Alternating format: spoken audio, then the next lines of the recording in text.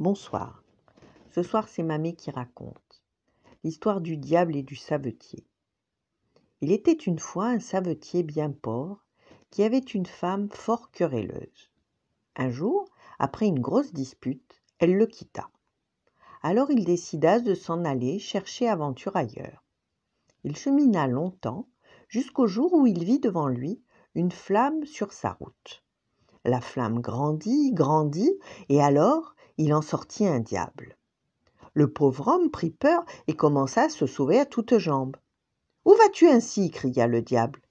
Le savetier s'arrêta et, s'approchant du diable, il lui conta son histoire.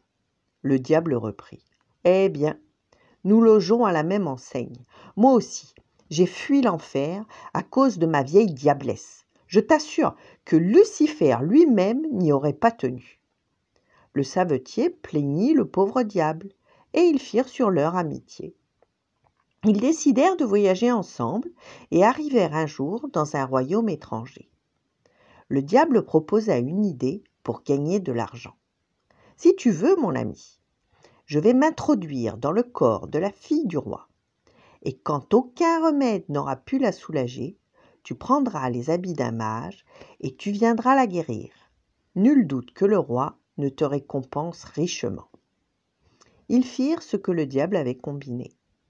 La princesse possédée du diable avait perdu l'esprit, et alors se présenta le savetier sous son déguisement. Dès que le savetier fut introduit dans la chambre de la princesse, il murmura à l'oreille de la jeune fille, et le diable se sauva par la cheminée. La jeune fille recouvra la santé, et le roi donna au guérisseur un plein sac de pièces d'or.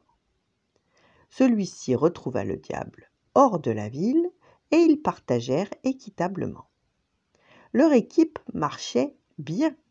Ils parcoururent ainsi le monde, le diable tourmentant les pauvres princesses et le savetier les guérissant. Un jour pourtant, le diable déclara : « L'enfer me manque, j'en ai assez.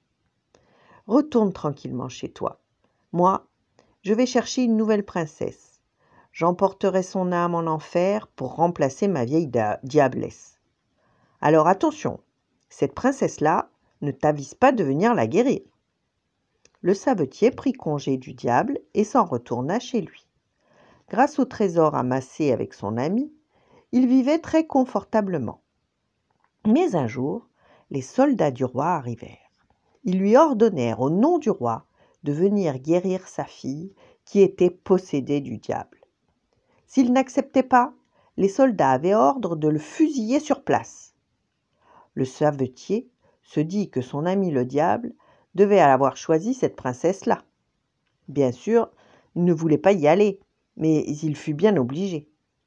Dès qu'il se présenta dans la chambre de la princesse, le diable lui cria : « Ne t'avais-je pas défendu de te mêler de mes affaires ?»